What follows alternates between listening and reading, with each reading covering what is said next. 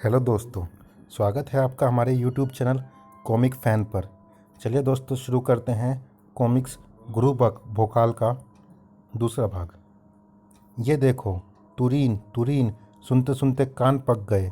ह ह ह ह ह ह। ओह, क्षमा चाहता हूँ।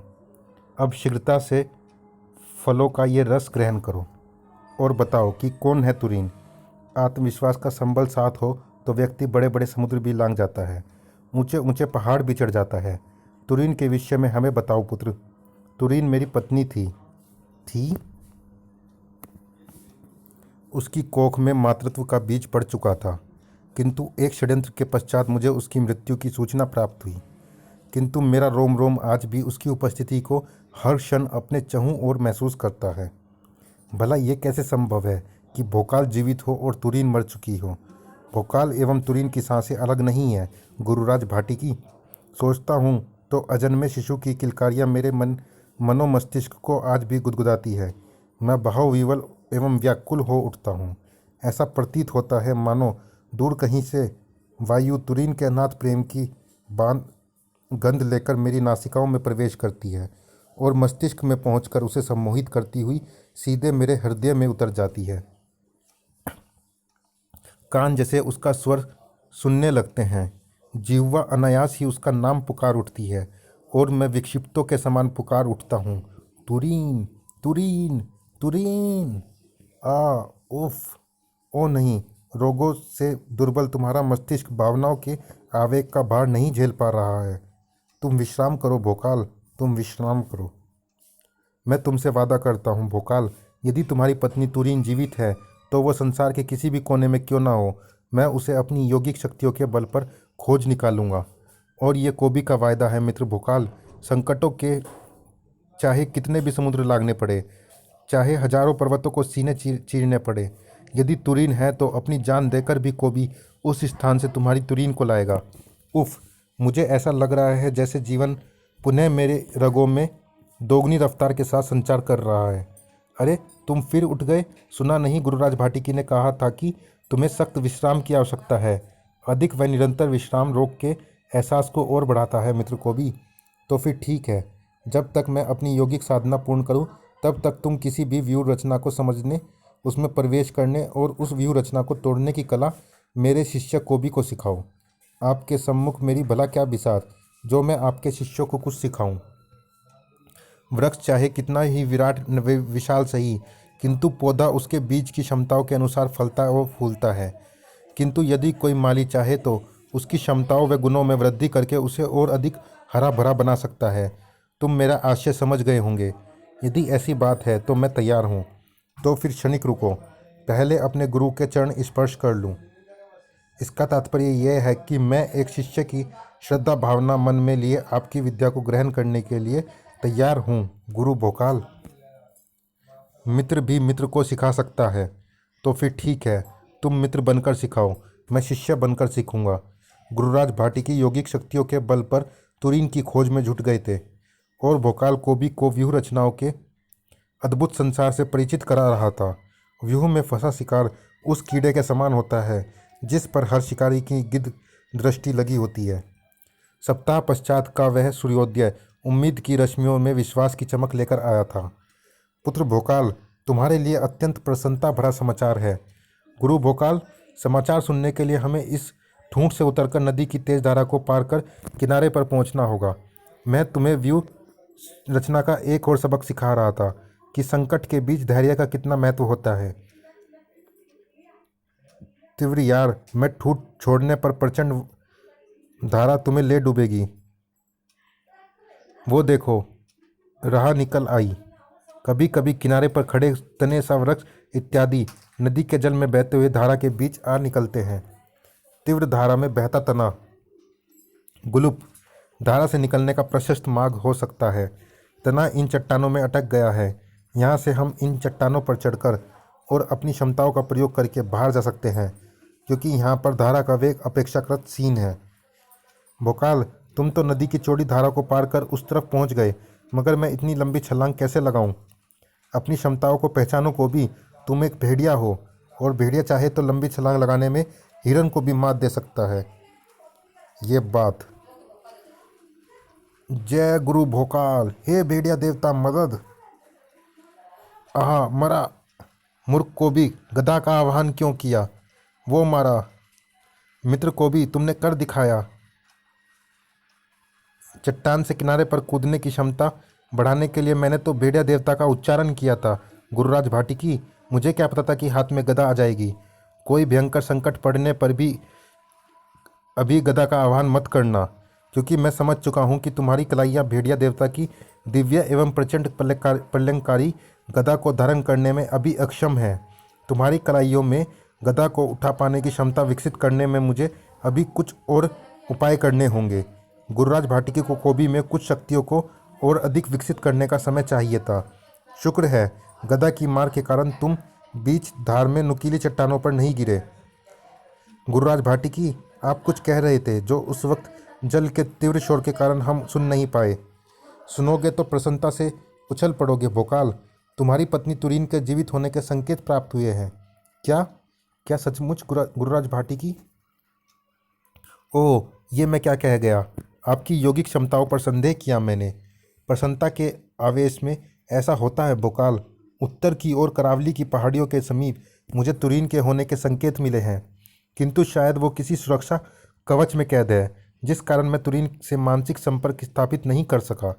अन्यथा उसकी सही व स्पष्ट स्थिति व तस्वीर मुझे ज्ञात हो जाती। किंतु ये तो तय है कि वो जीवित है। तुरीन की खोज में अब मैं करावली का कोना कोना चप्पा चप्पा छान मारूंगा। मेरे लिए इतनी सूचना भी ऊर्जावान है गुरुराज भाटिकी। आज सिद्ध हो गया गुरुराज भाटिकी कि भले ही इस रहस्य को मैंने ना समझा हो, किंतु भोकाल के श्वास उसको छल नहीं रहे थे। उनमें तुरीन के श्वासों का एहसास था, और निश्चित ही वही एहसास मेरे जीने की वजह बना। भोकाल के नेत्र पटल पर अतीत चल चित्र की भांति चलने लगा। अरे तुरीन, ये क्या? तुम्हारे पाँव की एक पायल कहाँ गई? उदास ना हो तुरीन, अवश्य ही यहीं कहीं गिरी होगी। मैं अभी खोज निकालता हूँ। भोकाल, उधर झाड़ियों में विषधर है। विषधर कहाँ? कृपा कर आप वहाँ से हट जाए भोकाल। अरे विषधर था, चला गया। अब पायल खोजने दो। आपके हाथ कांटों की खरोचों से घायल हो गए हैं। घायल? कहाँ? ओह, ये खरोंचें बहुत मामूली सी है। तुम्हें घबराने की आवश्यकता नहीं है प्रिय। किंतु उस पायल को तो मैं खोज कर, अरे मिल गई। भोकाल, क्या हुआ आपको?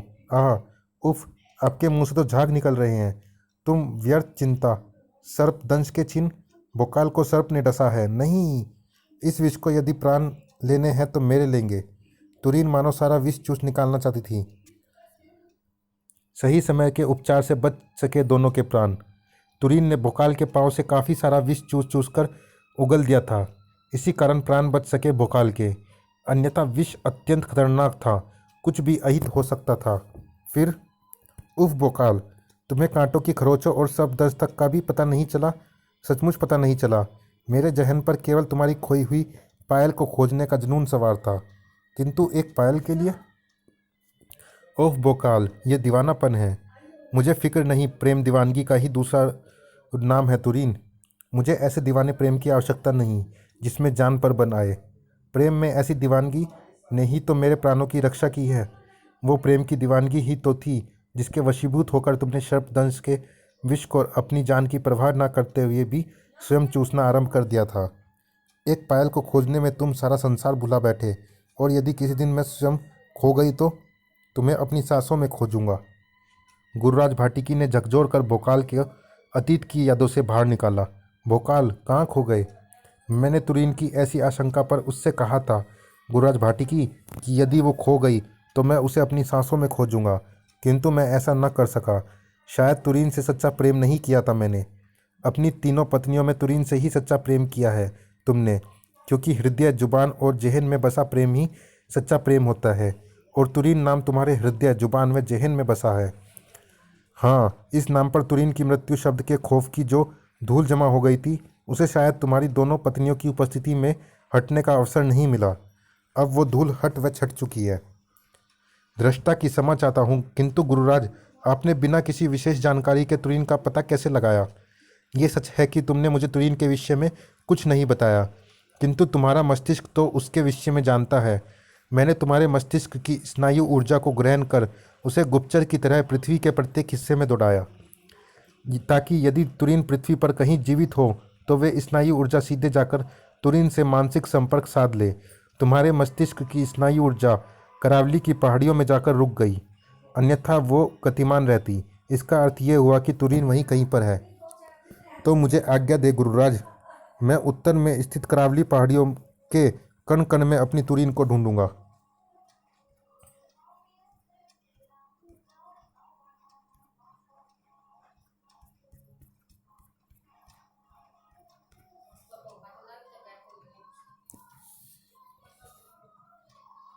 आज जब जीवित रहने के सभी खतरे टूट चुके हैं तो जीवन की इच्छा जागृत करने वाली इस टिमटिमाती लो को मैं बुझने नहीं दूंगा। क्षमा करे गुरु भोकाल, तुम्हारी मूर्छा अवस्था में मैंने गुरु पत्नी गुरु तुरीन को लाने का प्रण लिया था।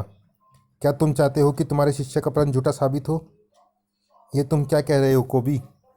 गुरु पत्नी को ढूंढने मैं जाऊंगा तो तुमको भी? हाँ गुरु भोकाल, और वैसे भी ये नियम है कि गुरु दक्षिणा के अभाव में सीखी गई शिक्षाओं का कोई प्रतिफल प्राप्त नहीं होता। मैंने तुम्हें अपने मित्र के अलावा अपना गुरु भी माना है। अब गुरु दक्षिणा देने का समय आया है तो किसी भी मूल्य पर मैं पीछे नहीं हटूंगा। मुझे हतोत्साहित ना किया जाए गुरु भोकाल, इसके पीछे एक महत्वपूर्ण कारण तुम्हारा अस्वस्थ होना भी है। कोबी का कथन सत्य है भोकाल, अभी तुम्हारा मस्तिष्क ज्वर के विषाणुओं से पूर्णतः मुक्त नहीं हुआ है। कैसा भी निरंतर शारीरिक श्रम उन विषाणुओं को पुनः गंभीर रूप से सक्रिय कर सकता है। तुम्हें विश्राम की सख्त आवश्यकता है। किसी भी संकट से निपट कर पुत्रवधु तुरीन को खोज कर लाने में कोबी पूर्णतः सक्षम है, किंतु अब इसमें किसी तर्क वितर्क की गुंजाइश नहीं है। अब गुरु भोकाल, मुझे आज्ञा दीजिए गुरुराज भाटिकी, अपने उद्देश्य में सफल होकर शीघ्र लौटो पुत्र। आज्ञा दो गुरु भोकाल, यदि इसी में तुम्हारी खुशी है तो जाओ, मैं तुम्हारी सफलता की प्रार्थना करूंगा। भोकाल ने कोबी को पायल दी। तुरीन को यह पायल मेरी निशानी के रूप में देना, वो तुम्हारी बातों का विश्वास करेगी। वो तो ठीक है, किंतु तुरीन श्री को मैं पहचानूंगा कैसे? बहुत सरल है। भोकाल तुरीन के सौंदर्य सागर में डूबने लगा। उसके नेत्रों में सागर की गहराई दिखेगी और पलकों पर ठिठकी बूंदों के रूप में सागर गरजता दिखेगा। ध्यान से देखना, पुतलियों में दुख के भंवर होंगे। उसके मुख पर चंद्रमा अपनी आभा बिखेरता तो होगा, किंतु मन की उदासी चेहरे को धूमिल करती होगी।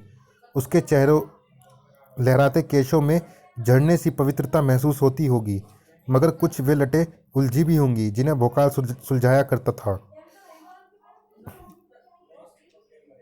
लब मेरा नाम तो पुकारते होंगे, किंतु इस भय से उसके लब आपस में इस कदर सटे भी होंगे कि कहीं मेरा नाम भी होठों से दूर ना हो जाए। बस बस बस करो गुरु भोकाल, अब मैं तुरीन श्री को स्वयं ही पहचान लूँगा। अरे सुनो तो कोबी, तुरीन का पूर्ण विवरण तो सुनते जाओ। गुरु भोकाल, अब तो आज्ञा ही दे। बाप रे, वापस लौटकर गुरु भोकाल ने कविता पाठ भी सीखूंगा। गुरुराज भाटिकी व भोकाल से आज्ञा प्राप्त करके कोबी तुरीन की खोज में निकल पड़ा। ना जाने क्यों पायल को मैंने अपने पास ही रख छोड़ा था, शायद इसी दिन के लिए। अपने तुरीन के जीवित होने का समाचार देखकर मुझे जीवन की अनमोल खुशी दी है गुरुराज भाटिकी। जो कुछ तुमने मेरे शिष्य कोबी के लिए किया वो भी कुछ कम नहीं। वो शैतान नहीं था, मगर शैतानों के लिए किसी शैतान से कम भी नहीं था। वो शैतान था जिसकी भ्रुकुटियों में बल पड़े हुए थे। किसी किसी की शक्तिशाली मानसिक तरंगों ने सुरक्षा कवच को भेद कर शैतान लोक में प्रवेश करने की चेष्टा की है। क्या कोबी अपने गुरु भोकाल को गुरु दक्षिणा दे पाया? क्या भोकाल और तुरीन मिल पाए? जानने के लिए पड़े यह अनूठी गाथा। कोबी दक्षिणा। वो हर बाधा को पार करेगा और पूरी करेगा अपनी कोबी दक्षिणा।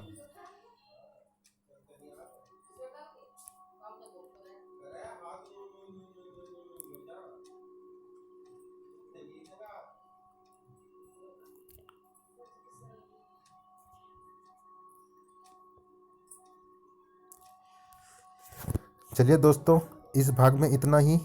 मिलते हैं इसी सीरीज की अगली कॉमिक्स में और अन्य किसी कॉमिक्स में। आप हमारे चैनल पर कोई जो कॉमिक्स देखना चाहते हैं आप हमें कमेंट बॉक्स में बता सकते हैं। साथ ही आप हमें ये भी ज़रूर बताएं कि आपको ये कॉमिक्स कैसे लगी। धन्यवाद।